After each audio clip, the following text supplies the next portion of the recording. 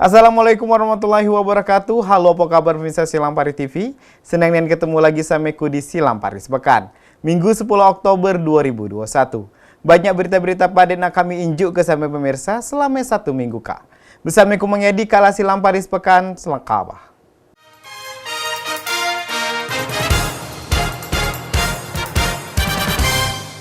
Kita langsung ke berita yang pertama. Peredaran sabu di Dusun Duo, Desa Muaratiku, Kecamatan Karangjaya, Kabupaten Muratara dijual cak layaknya kalangan pasar ikan. Ini terungkap dikarenakan petugas BNN Lubuk Linggau sudah melakukan penggerbekan di salah sikop pondok yang berada di seberang dusun. Dari penggerbekan, petugas berhasil meringkus pemilik lapak. Rabu 6 Oktober 2021 sekitar pukul 13.30 waktu Indonesia bagian Barat. Pelaku yakni Saidol alias Idol berusia 37 tahun. Warga Dusun 2, Desa Muaratiku, Kecamatan Karangjaya. Kepala BNN Kota Lubuk Linggau, AKBP Himawan Bagus Riyadi mengatakan, penangkapan itu berdasarkan informasi masyarakat yang sudah resah atas peredaran sabu dengan membuka lapak seperti kalangan, dan warga di sana sudah geram, namun takut untuk melaporkan hingga akhirnya salah satu warga berani melaporkannya ke BNN Kota Lubuk Linggau. Dari hasil penggerbekan, petugas berhasil mengamankan barang bukti 9 paket sabu atau 16,75 gram, 8 bong alat hisap sabu, 7 korek api gas, timbangan digital, 2 sukap uang Rp450.000, dan 2 bal plastik kosong. Selain itu, untuk mencapai lokasi, petugas harus menyeberangi sungai melalui jembatan gantung. Ke sana harus mengendarai sepeda motor atau jalan kaki. Saat kami sampai di sana, ternyata ada seperti pasar kalangan di tengah hutan. Sementara itu pasokan sabunya kami dapatkan informasi masih dari daerah seputaran sana. Sekarang sedang kami selidiki. Ungkap kasus penyalahgunaan narkotika ya, di TKP-nya di Desa Muaratiku. TKP Desa Muaratiku, Dusun 2, Kecamatan Karangjaya, Kabupaten Nusa Utara. Dengan tersangka Saidol alias Idol ya. Untuk kronologis, jadi ini merupakan ada laporan dari masyarakat ya, karena masyarakat resah. Masyarakat resah terkait adanya tempat peredaran gelap narkotika. Jadi atas dasar laporan itu kami melakukan penyelidikan dan memang didapati di tempat itu memang sudah seperti apa ya, pasar kalangan lah gitu ya. Sudah ada pondok-pondok disiapkan, kemudian terbuka gitu ya, terbuka nampak dari kegiatannya nampak oleh masyarakat yang lain. Sehingga itulah yang menyebabkan masyarakat di situ resah sehingga melapor ke BNN. Sehingga kita laksanakan upaya, kita laksanakan penangkapan terhadap tersangka ini. Ya. Rajab, Silampari TV melaporkan. Ada sejumlah mahasiswa melakukan demo. Mereka menyampaikan aspirasi dari masyarakat dikarenakan LPG 3 kilo yang langka. Gerakan Mahasiswa Nasional Indonesia atau biasa disebut dengan GMI Lubuk Linggau mengadakan aksi demo di depan kantor Wali Kota Lubuk Linggau dan kantor Pertamina serta kantor DPRD Lubuk Linggau.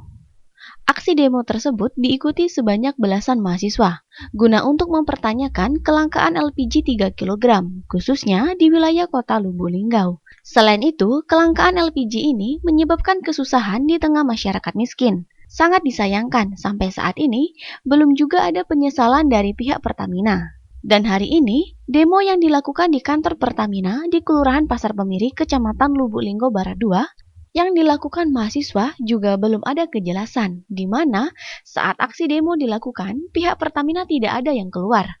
Bahkan, gerbang pintu masuk area Pertamina digembok. Sehingga membuat amarah dari mahasiswa memuncak. Bahkan ada juga mahasiswa yang nekat untuk naik gerbang tersebut. Ketua DPC GMNI Lubuk Linggau, Erisyong Hengki mengatakan, pada demo ini kami lakukan untuk mempertanyakan apa penyebab dari kelangkaan LPG 3 kg, sehingga harga eceran tertingginya melambung naik. Dan kami ingin mempertanyakan pihak Pertamina, apakah bersedia untuk mendirikan distributor di satu desa atau satu kelurahan? Akan tetapi, sangat disayangkan, aksi kami hari ini tidak ditanggapi pihak Pertamina, sehingga nantinya kami akan melakukan aksi demo lebih besar lagi. Bahkan, akan mengajak massa lebih banyak. Dari Gerakan Mahasiswa Nasional Indonesia selaku aktivis tentunya merasakan kecewa-cewanya Pak atas tidak adanya respon dari pihak Pertamina ini. Karena ini apa yang kami suarakan tadi seperti yang saya jelaskan di awal, bahwa kami menyuarakan jeritan-jeritan daripada rakyat yang terkena imbas langsung dari kelangkaan gas LPG ini. Kan ada tindakan lanjutan? Tentunya akan kami lakukan tindakan lanjutan dan mungkin akan kami lakukan aksi kembali Pak. Senin atau mungkin Selasa atau Rabu depan akan kami lakukan aksi kembali untuk mempertanyakan kembali pada pihak Pertamina ini untuk menemukan suatu solusi-solusi yang konkret lah. Sedangkan Sekda Kota Lubuk Linggau, Ar-Rahman Sani mengatakan, sebenarnya permasalahan kelangkaan LPG 3 kg ini berawal dari wilayah Kabupaten Musirawas Utara, sehingga merambat ke Kota Lubuk Linggau. Dan di Kota Lubuk Linggau sendiri, kuota untuk LPG 3 kg sebenarnya kuotanya sudah cukup. Tetapi kok bisa saat ini terjadi kelangkaan? Dan menanggapi hal ini, kami dari pemerintah Kota Lubuk Linggau akan melakukan sidak ke pangkalan distributor. Ini berawal dari Muratara, ya, dari Muratara karena kelangkaan gas LPG di Muratara. Jadi kronologis itu, nah, akibat rembesan dari itu akhirnya menggeserlah ke Linggau. Karena Linggau ini kita sama tahu, Linggau ini kan adalah pusat perdagangan lah ya. Jadi seluruh daerah sekitar kita tetangga ini banyak belanjanya ke Linggau. Ini kemungkinan itu jadi banyak kami itu bahwa kuota untuk LPG Linggau ini sebenarnya cukup banyak, stoknya cukup ya. Jadi sekitar 190.400 tabung banyak ya. Kalau untuk miskin lebih. Kadang di Linggau ini kan banyak UKM juga kan, UKM ini kan kecil tapi menengah kecilnya banyak juga pakai itu malu. Kemungkinan daerah sekitar ini gas-gas yang ada di Linggau ini kan kalau namanya pusat perdagangan banyak beli ya, kemungkinan itu banyak dibeli oleh warga Linggau. Rajab, Silampari TV melaporkan.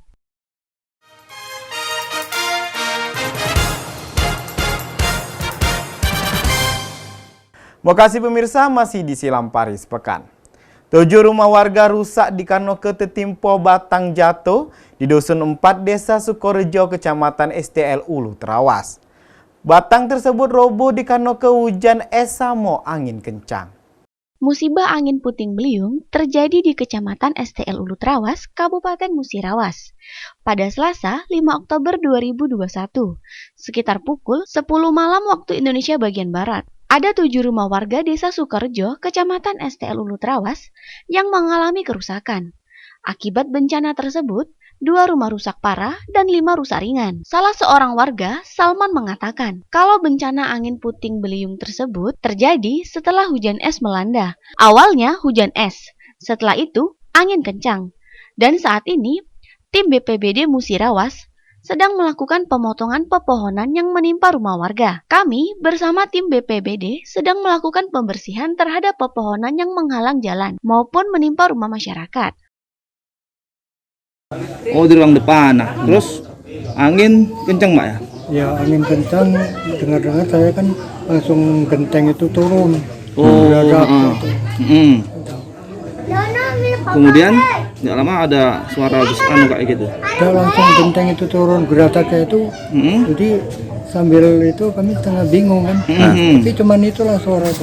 Oh, jadi langsung dia tuh sambil turun kayu itu kan sambil turun genteng. Oh, nggak langsung mendadak buak itu nggak, Pak ya? Nggak langsung gerataknya itu. Kayu itu udah dengar rubuhnya tuh. Cuman suara angin baik. Jadi Bapak tahunya kalau ini sudah dihantam kayu, Pak? Ya kami kan waktu itu ketinggalan. Kayu yang di dalam itu pada jatuh. Oh, pada jatuh, Pak ya. Jadi kami tengok kayu itu berarti kami terus. Selain itu, Camat STL Ulu Trawas, Suhendri yang didampingi tim BPBD melakukan evaluasi atau pembersihan terhadap pepohonan yang tumbang akibat puting beliung tersebut. Rajab Silampari TV melaporkan. Siapa yang tidak kenal dengan bunga langka khas Bengkulu? Bunga rafflesia. Walaupun baunya yang nyengat di hidung, tapi bunga berukuran besar yang mekar sampai 8 hari ini tetap jadi daya tarik warga lokal sampai mancanegara untuk jingok secara lebih dekat. Berikut liputan hasil Ampari TV langsung dari lokasi mekarnya bunga rafflesia. Seperti inilah rute jalan tanah menuju ke tempat mekarnya Puspa Langka Rafflesia Arnoldi di hutan lindung. Kilometer 51 Desa Tebat Mono, Kabupaten Kepayang, Provinsi Bengkulu. Dari jalan raya, kita akan dipandu warga setempat menuruni bukit melalui jalan tanah berlumpur. Anda mesti memakai sepatu boot agar tak terpleset saat melalui jalan tanah yang curam. Meski hati-hati, jangan sampai terjerambab ke tanah liat yang basah. Setelah menempuh perjalanan ke bawah sepanjang 400 meter, tibalah kita di bawah bukit. Warga setempat menyebutnya sebagai gunung. Suara hewan hutan seperti siamang, kodok, dan lain-lain akan terdengar. Pohon-pohon yang tinggi akan terlihat, dan tak jauh dari aliran sungai kecil tumbuh bunga Rafflesia Arnoldi yang sangat indah dipandang. Dari berbagai sumber, bunga Rafflesia Arnoldi yang memiliki 5 kelopak dengan rongga mekar berwarna putih dan bintik merah termasuk dalam famili endoparasit, artinya organ vegetatif yang dimodifikasi, sehingga organ tumbuhan ini hanya ada sebagai jaringan seluler saja dan hanya hidup pada jaringan inangnya saja. Bunga ini membutuhkan waktu 9 bulan untuk mekar, dan kita mengenalnya sebagai bunga bangkai karena menimbulkan bau busuk saat layu, dan ada serangga yang mendekat ke bunga karena mencium bau busuk tersebut. Di kilometer 51 hutan lindung ini, tumbuh bunga Rafflesia Arnoldi dengan warna merah dan orange. Beruntung saat kami melihat bunga mekar itu ada yang berwarna orange yang siap mekar. Menurut Zul, anggota Lembaga Pelestarian Puspa Langka Lingkungan Hidup atau LP2L2, bunga Rafflesia Arnoldi memang sedang mekar sejak Agustus 2021 lalu, dan ada bunga yang kondisinya sudah 8 hari mekar.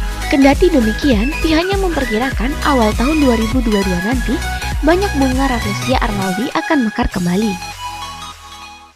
Ya mekarnya sejak kapan Pak? Bunga ada kondisi bunga yang udah 8 hari, ada yang baru 1 hari.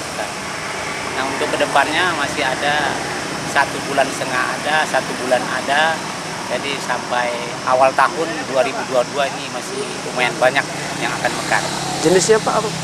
Ini Rafflesia Arnoldi. Ya, kemungkinan nanti yang sekarang mulai mekar ini diameter ya mendekati 90 cm. Ya lumayan.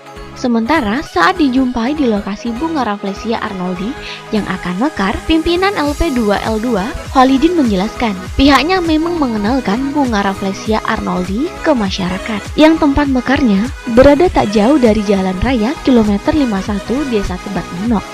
Pihaknya juga melakukan budidaya Puspa Langka ini.